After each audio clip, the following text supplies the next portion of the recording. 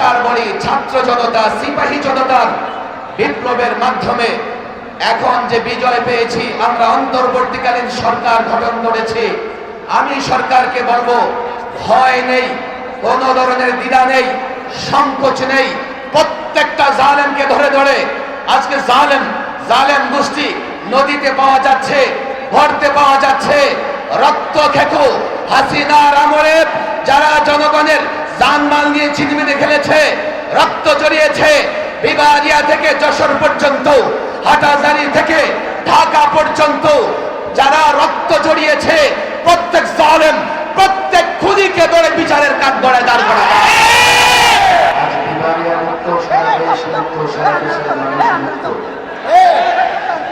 আল্লামা মুফতি আমিন রাহিমাহুল্লাহ যেদিন গৃহবন্দী হয়েছিলেন সেদিন থেকে আমরা বন্দী। আল্লামা মুফতি আমিন রাহিমাহুল্লাহ একটা গণ আন্দোলনের স্বপ্ন দেখতেন আর বলতেন, ছাত্র জনতা কোনোদিন বিক্রি হবে না। সেই ছাত্র জনতা দেশের জনগণ, দেশের মাটিকে আন্দোলন সংগ্রামের মাধ্যমে মুক্ত করেছে। আমি মনে করি মুক্তির এই আন্দোলন, মুক্তির এই সংগ্রাম, এটা সূচনা মাত্র। চূড়ান্ত মুক্ত আমরা সেদিনই হব যেদিন কোরআন সুন্নাহ ভিত্তিক রাষ্ট্র ব্যবস্থা কায়েম করতে পারব। এই মুক্তি সংগ্রামের মাধ্যমে যে বিজয় আমাদের এসছে, এই বিজয়কে কেন্দ্র করে আমাদের চাওয়া হচ্ছে এমন একটা বাংলাদেশ যেখানে জুলুম নির্যাতন থাকবে না। সামনের বাংলাদেশ আমরা চাই, আমরা এমন একটা বাংলাদেশ চাই যেখানে সাম্প্রদায়িক সম্প্রীতি থাকবে, ধর্মে ধর্মে কোনো মারামারি থাকবে না।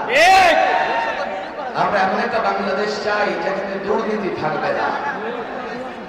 আমরা এমন একটা বাংলাদেশ চাই যেখান থেকে অর্থ পাচার হবে না। হাসিনা সরকারের আমলে কোটি কোটি টাকা বাংলাদেশ থেকে পাচার হয়ে গিয়েছে। আমরা চাই অন্তর্বর্তীকালীন সরকার এমন একটা পদক্ষেপ গ্রহণ করবেন, বাংলাদেশ থেকে যারা অর্থ পাচার করেছে প্রত্যেকটা অর্থ পাচারকারীর জন্য বিচার হয়।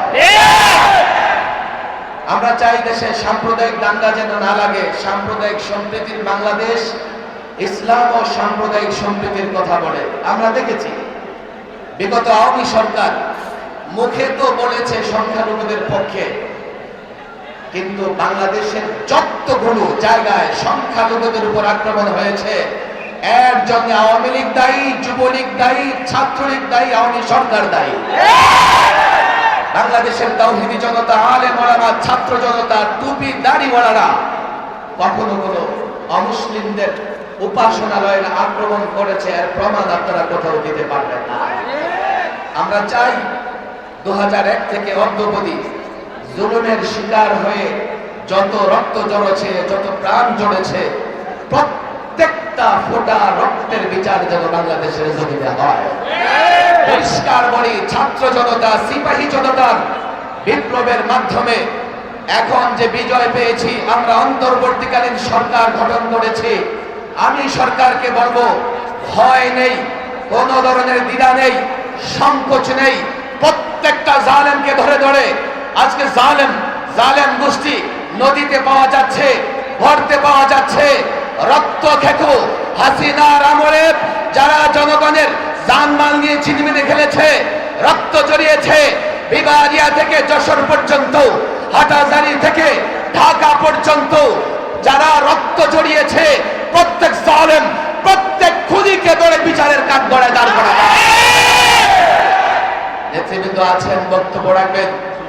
আমি বিবারিয়ার এই বিপ্লবী জনতাকে আহ্বান করতে চাই, আপনারা আবার নতুন করে মুফতি আমিন রাহিমাহুল্লাহর আদর্শ লালন করেন। এই ছাত্র জনতার মাধ্যমে আরেকটা বিপ্লব যখন হবে, ইনশাআল্লাহ আমরা চূড়ান্তভাবে বিজয়ী হব। আল্লাহ তৌফিক দান।